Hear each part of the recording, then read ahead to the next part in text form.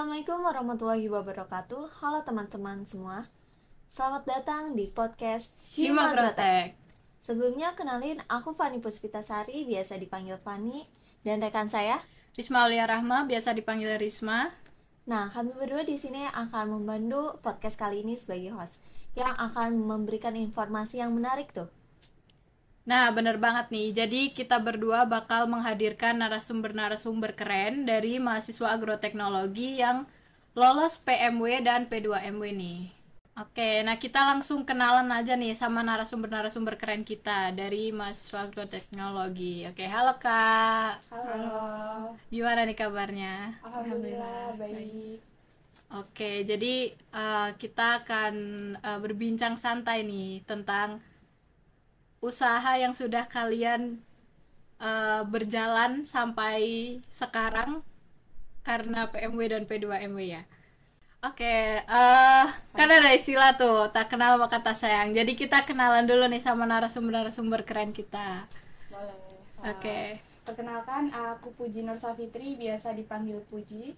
Perkenalkan, aku Dian Aimu hari ini, biasa dipanggil Dian. Nah, oke, Mbak Dian sama Mbak Puji nih. Jadi kalian gimana sih prosesnya bisa sampai menjual produk yang sudah kalian ciptakan ini? Jadi kami kan lolos pendanaan PMW dan juga P2MW ya. Untuk produk PMW kami itu ada minuman herbal dari rempah yang kekinian gitu. Kemudian produk P2MW kami itu ada dari fashion, bidangnya di fashion dan industri kreatif berupa ecoprint gitu. Wah, keren banget Keren nih. banget. Keren banget ya. Nah, apa sih yang membuat kalian terinspirasi gitu untuk menciptakan produk dari minuman herbal dari bahan alam dan ecoprint? Tentunya dari bahan alam juga kan? Ya, Nah, betul. Boleh saya tunjukkan Pak? oh, boleh dong. Ini salah satu produk PMW-nya yang diberi label merek gitu ya, itu Rizzo Latte. Jadi di sini ada Rizzo itu rimpang dan juga ada latte. Sehingga dari kombinasi Rizzo dan juga latte itu menjadikan minuman herbal yang kekinian. Nah, kami melihat dari produksi herbal atau rimpang di Indonesia itu terutama daerah Jawa Tengah dan Banyumas itu sangat banyak sekali gitu dan belum banyak dimanfaatkan. Biasanya cuma untuk bumbu dapur saja gitu, jadi belum dimanfaatkan secara menyeluruh gitu untuk minuman herbal kayak gitu. Kalaupun ada itu di pasaran masih berbentuk simplisia, jadi konsumen itu kayak kesulitan gitu untuk mengonsumsinya karena masih berbentuk simplisia yang belum dihaluskan kayak gitu. Jadi ini kami hadirkan produk Rizzo Latte berbentuk bubuk halus yang dimasukkan ke dalam kantong teh gitu. Jadi tinggal seduh dan juga tinggal celup kayak gitu. Untuk produk yang kedua, ini ada fashion dari Ecoprint. Jadi awal mulanya itu kami ada pertukaran ke Padang, Sumatera Barat, dan di sana kita belajar budaya gitu ya. Dan salah satu yang khas dari Sumatera Barat itu ada batik tanah liat. Jadi kami terinspirasi dari itu. Kemudian kami membuat produk yang alami, dari mulai bahannya sampai warnanya tuh alami. Nah, kayak ini kita pakai bahan dari serat katun, kemudian untuk motifnya kita juga dari tanaman, dan ini inovasinya tadi dari tanah liat, kita menggunakan pewarnaan dari tanah liat gitu. Oke. Keren banget ya. Keren banget ya. Tidak Nah, terlintas. Kalau boleh tahu strategi pemasaran kalian tuh bagaimana ya biar usaha kalian tuh dapat banyak konsumen gitu ya. ya, Terus tetap berjalan juga. sebenarnya sama aja sih. Ini kan perlu pemasaran juga. Ini yang pertama kita branding dulu di sosial media gitu. Mulai dari Instagram yang paling banyak, kemudian TikTok juga ada, dan juga WhatsApp. Kemudian kalau yang Kanis ini, Ecoprint Kanis, ini udah di Shopee, udah di marketplace gitu ya. Kemudian kita juga ada, itu kan termasuk indirect selling. Kita juga direct selling juga ada. Kita bisa mendatangi apabila ada event, expo atau apapun itu di kampus gitu. Jadi kita bisa mendisplay produk kami dalam bentuk stand-stand yang kemudian bisa dikunjungi oleh banyak orang. Dan itu menurut kami adalah strategi yang paling ampuh gitu untuk menjual produk kami. Karena di situ kan banyak orang penting ya, kayak dosen, kemudian karyawan. Nah, itu pasti pada beli produk-produk mahasiswa. Kayak gitu. Karena produk seperti ini tuh juga termasuk hak kekayaan UNSUD gitu. Jadi kita bisa membuat haki, membuat NIB, PIRT kayak gitu bisa menjadi kekayaan UNSUD yang masuk ke LPPM kalau nggak salah gitu. Oke, keren banget ya teman-teman semua. Bener banget sih apa yang disampaikan oleh Mbak Puji ini, kalau sebenarnya fasilitas yang diberikan pemerintah untuk kita itu juga mengembangkan buat kita gitu. Nah, salah satunya nih produk-produk dari Mbak Puji sama Mbak Dian ini itu keren banget ya, karena dari bahan alam bisa tercipta suatu produk yang menurut saya menarik dan unik, jarang bisa ditemukan gitu, dan gak bisa ditemukan sih sebenarnya karena mereka yang menciptakan gitu. Nah, kalau tadi kan udah dijelaskan strategi kalian untuk memasarkan produk kalian itu banyak sasarannya, dari dosen, mahasiswa, segala macam. Itu pastikan dalam usaha itu akan ada pasang dan surutnya. Nah, gimana sih cara kalian untuk tetap mempertahankan eksistensi dari produk kalian itu? Oke. Kalau menurut aku sendiri, kita itu harus membranding produk kita sebaik mungkin gitu. Jadi jangan pernah malu terhadap produk yang kita buat. Terus aja pasarkan gitu. Kalau istilah orang buka gerai itu walaupun nggak laku tetap aja buka. Jadi kayak konsumen itu nggak bingung, kemudian ya benar-benar tahu gitu. Apalagi produk kita itu herbal dan dari bahan alam gitu. Jadi jangan pernah malu untuk membranding produk kita sendiri. Kemudian yang kedua, kita juga harus melihat pasar. Jadi fungsinya untuk melihat pesaing-pesaing yang ada di sekitar kita. Misalkan daerah Purwokerto, kita cari penjual jamu ataupun fashion dari Ecoprint itu di mana aja titiknya dan siapa aja dan perkembangan usaha mereka itu seperti apa gitu. Kita mungkin bisa mengikuti jejak mereka ataupun dimodifikasi sedikit gitu, supaya ya kita saling bersaing dan juga menciptakan produk-produk kita, menginovasi produk kita gitu. Kayak gitu sih. Mungkin ada tambahan dari dia. Kalau dari aku sih, kalau untuk entrepreneur gitu ya harus bisa menerima masukan gitu. Misalnya kemarin kan dari Kanis itu menjual produk jadi. Nah, kemudian ada nih yang lihat produk tapi ukurannya nggak sesuai lah atau motifnya nggak sesuai, jadi kita menerima masukan, kita jualnya dalam bentuk kain gitu. Jadi intinya harus menerima masukan. Oke, kalau boleh tahu nih, hambatan kalian dalam berwirausaha itu apa ya? Karena setiap usaha pasti ada hambatannya ya. Oke, kalau dari Rizalate sendiri itu waktu kami sih, karena kan ini bertiga ya, dan itu dari prodi yang sama, angkatan yang sama, pasti mempunyai kesibukan yang kurang lebih sama. Jadi ya pandai-pandai kita untuk manajemen waktu, kapan kita harus kuliah, kapan kita harus produksi dan berjualan. Dan kadang kan di hari Minggu kita juga ikut Sunmore ya. Nah itu kita harus bener-bener kayak bangun pagi buat produksi gitu ya, sebelum subuh kan biar fresh ya, ini harus fresh gitu. Jadi ya harus siap capek, siap nggak tidur, kayak gitu sih kalau dari aku.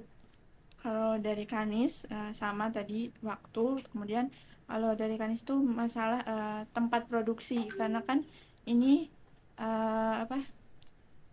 produksi kain, jadi harus butuh tempat yang luas, sedangkan kita kan tinggalnya tuh di kos-kosan, jadi agak terbatas ruang geraknya gitu. Jadi kita biasanya pilih tempat yang agak luas di asrama anggota tim ada gitu. Ya, jadi kalau produk Kanis ini emang kan kain ya 2 meter harus dilembarkan gitu ya. Jadi butuh space lantai yang agak gede gitu. Jadi kainnya itu dilembarkan, daun-daunnya harus ditata. Jadi nggak boleh ada yang menekuk sedikit gitu. Habis itu masih digulung, terus dan dikukus dengan sangat lama ya kalau menurut aku, karena kukusannya kan dikukus yaitu selama kurang lebih 1,5 jam. 100 1,5 jam. iya 1,5 jam gitu. Jadi butuh effort yang lebih, itu yang ekoprint sih. Iya sih bener banget ya, karena kan ya nggak mudah sih ya, karena menempelkan motif dari bahan alam Iya, ke sebuah kain yang Panjang banget ya, panjang banget 2 harus meter. ditempelin satu-satu Iya, ya kan. Tempelin apalagi satu-satu. hambatannya juga kan ini dari daun, terus bunga-bunga, dan itu kita harus cari tergantung apa ya, alam gitu loh. Iya. Kalau alam tidak menyediakan, misalkan tiba-tiba pernah nih daunnya tabebuya daunnya kena hama, kan nggak bisa ya diambil. Iya. Gitu tuh kita pernah juga nge-cancel pesanan konsumen gara-gara itu. Mungkin itu salah satu hambatan juga.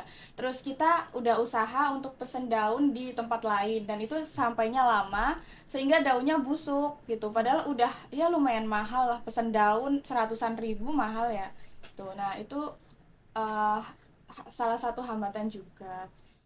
Tadi kan kalian pesen daun terus sampainya busuk. Nah itu gimana tuh cara kalian untuk tetap mengelola produk kalian supaya tetap jadi gitu? Kan tadi daunnya busuk gitu kan. Apa kalian diganti dengan yang baru, atau ganti, atau menghubungi konsumennya kalau ada kendala atau gimana? Oke, ini cerita dikit boleh lah ya. Boleh. Ini kita dapat pesanan gitu dari dosen-dosen waktu kita expo di FISIP. Nah itu kebanyakan tuh pada pesan yang ini daun Afrika ya, karena di Purwokerto itu nggak ada daun Afrika. Dan kita harus pesan kemarin tuh datangnya semingguan ya kayaknya. Iya, jadi terus busuk. Dan solusi kami ya bilang ke konsumen dengan baik gitu, karena itu salah satu pelayanan kami kepada konsumen gitu Kak. Kalau waktunya mundur gitu, waktu jadinya gitu. Kalaupun mau di cancel ya it's okay, tapi kemungkinan konsumen kan dosen ya, paling dia juga ada rasa nggak enak sama mahasiswa gitu. Alhamdulillahnya nggak jadi di cancel. Insya Allah kami langsung ngambil daunnya sendiri gitu ke tempat ini, yaitu di Cilacap dekat rumah ini gitu. Jadi kami Sangat effort ya. iya langsung ke sana ngambil aja sendiri. Kalau kirim lagi takutnya malah busuk lagi. Iya sih, benar banget sih. Kayaknya Mbak Puji sama Mbak Dian ini memang mempunyai jiwa entrepreneurship banget ya. Kayaknya sudah sangat pro banget nih.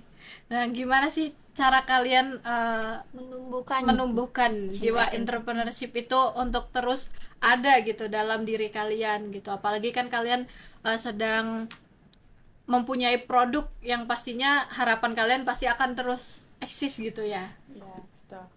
Sebenarnya untuk usaha berupa produk bukan jasa gitu, itu ada tantangan yang tersendiri gitu, apalagi zaman terus berjalan, jadi berkembang, banyak pesaing juga, itu pasti gitu. Kalau dari aku tantangannya sih di mental ya, karena kita sebagai mahasiswa itu kebanyakan malu gitu buat berjualan.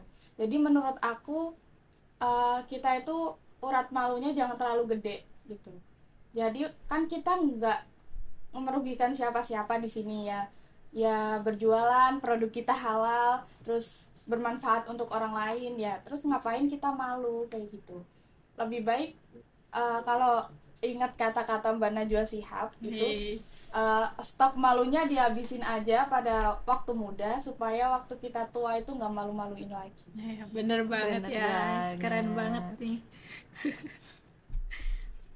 Bagaimana nih cara kalian memulai usaha kalian dengan tanpa modal ya kan? Ya, karena kan dari Iya, PMW di ya, PMW kan P2MW. kalian harus ngajuin proposal dan lain-lain. Itu bagaimana memulainya? Kalau usaha tanpa modal itu kayaknya nggak mungkin banget ya. Iya, Jadi benar. untuk memulainya yang paling bisa kami lakukan itu yaitu dengan mengunggah proposal itu ke PMW sama P2MW. Nah itu yang pertama tuh pastinya harus ada ide, kemudian kita juga harus effort nih bikin proposal, terus bimbingan gitu. Dan itu tuh kadang ada aja yang nggak sesuai rencana di proposal gitu. Ya itu nggak apa-apa banget, yang penting usahanya bisa tetap berkembang gitu. Iya, betul. Karena usaha tanpa modal itu kata orang-orang nggak apa-apa usaha tanpa modal gitu. Yang penting mah jalan aja dulu gitu. Sebenarnya kalau menurut aku itu agak kurang pas karena ya usaha itu perlu modal.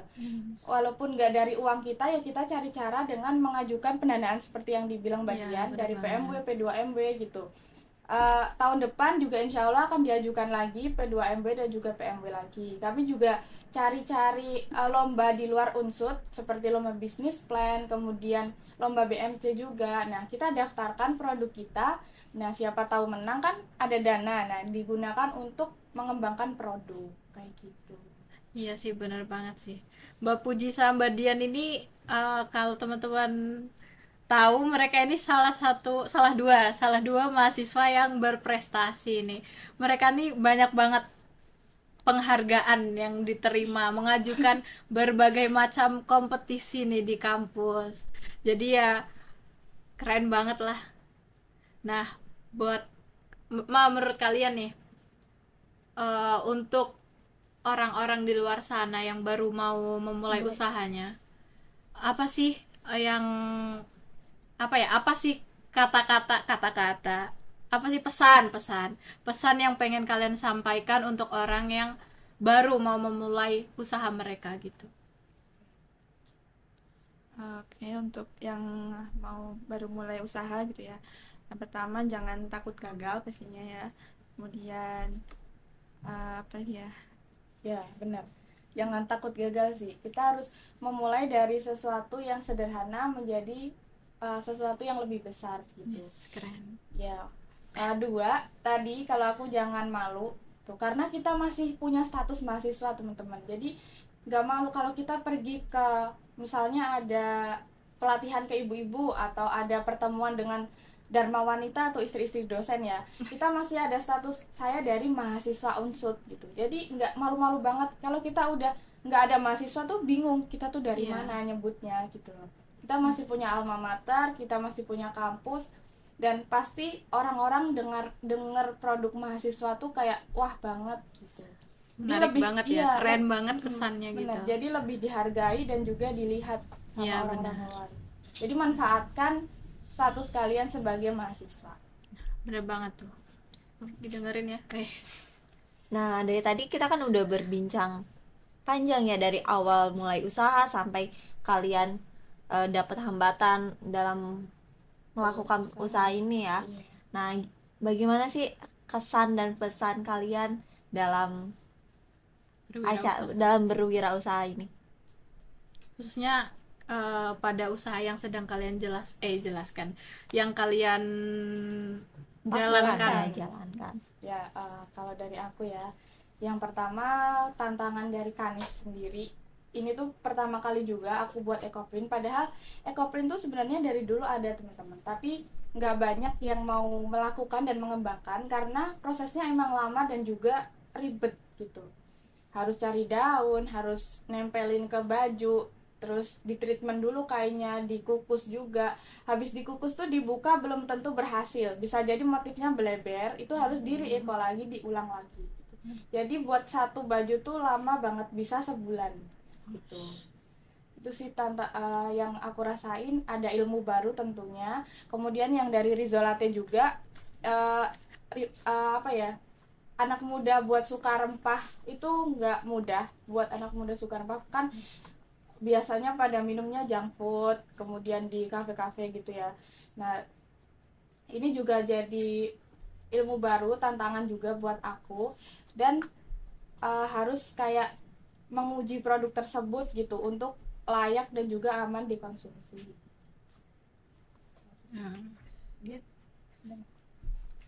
Kalau dari aku sih lebih ke itu ya, mental gitu kan. Yang untuk Rizolate ini pernah direct selling gitu, sebelum berangkat nih dari rumah udah pede banget kan. Nah pas jualan ternyata malu gitu nawarnya. Nah itu sih. Terus di wirausaha ini juga melatih aku buat berpikir kreatif gitu, gimana buat ngembangin produk baru lagi atau ngembangin produk lama gitu. Iya. Emang nggak mudah ya menjalankan suatu usaha itu ya. Iya, Pasti ada waktu rintangannya ya. menawarkan sih kayak dari rumah bener tadi udah Mental. yakin udah bawa produk Kayaknya banyak kayaknya kejual bakal nih. Abis tertarik ya. banget nih ya kan. Aku bakal keluar-keluar di tempat umum kayaknya pas ditanya Pak bingung kayak bingung gitu kayak malu Iya sih. gitu sih. Cuman kan kalian pasti dalam menawarkan juga ini kan, maksudnya kalian juga menyebutkan lah manfaat-manfaat yang ada dalam produk kalian. Nah, Iya pastinya. Rizzo Latte ini manfaatnya buat apa sih? Oh iya pada ini ya masih Tadi lupa ya belum ini. Oke, jadi Rizzo Latte ini sebenarnya ada 3 varian. Yang aku bawa ini Rizzo Pinia. Kenapa Pinia? Karena ini nanti kalau diseduh warnanya pink gitu. Oke. Karena dari ekstrak secang. Ini manfaatnya itu bisa untuk melancarkan BAB, kemudian untuk menurunkan menghangatkan badan, kemudian menurunkan panas kayak gitu. Terus yang selanjutnya ada Rizzo Toria. Kenapa Toria? Karena dari telang. Jadi nanti kalau diseduh berwarna ungu gitu. Itu menurut aku lebih cocok diminum setelah kita olahraga, setelah jogging gitu. Jadi kayak lebih fresh, lebih segar gitu. Karena ada ekstrak atau campuran lemonnya juga. Kemudian yang selanjutnya ada yang warna kuning, itu dari kunyit, belum di launching banget, baru dibuat Uji formulasi. coba ya. Nah, Oke nih. Segitu aja mungkin ya perbincangan dari kita semua dan dari mbak-mbak yang keren ini. Oke, mungkin dari teman-teman yang kepo sama produk-produknya bisa dikunjungi produk dari Mbak Puji sama Mbak Dian di mana? Boleh, bisa langsung chat WA aku atau bisa di Instagram rizolatte.official atau di kanis.id juga bisa, tinggal DM aja. Nah, oke. Udah ada tuh. Jadi teman-teman yang mau tertarik nih sama produknya boleh tuh langsung di DM aja nih Mbak Dian sama Mbak Pujinya. Orangnya enak kok. Seru. Nah, kalian juga ada di itu ya, Sunmore. Di mana itu tempatnya dan di jam berapa kalian Biasanya. Oh iya. Kalau Sunmore sih standnya pindah-pindah tergantung Dapat enggaknya. Iya, karena kita harus Iya, cepet-cepetan sama cepet-cepet. pengunjung lain gitu. Biasanya sih jam 8 sampai jam 10 kita ada di sana. Kadang kita juga ngadain PO, nah pas itu kalian bisa pesan aja.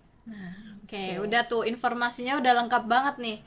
Jadi buat teman-teman semua yang mau produknya langsung aja dikepoin, Di chat, di di DM. DM, di follow, Ya. dibeli, jangan lupa. Kita support produk lokal dari mahasiswa Unsud yang keren ini.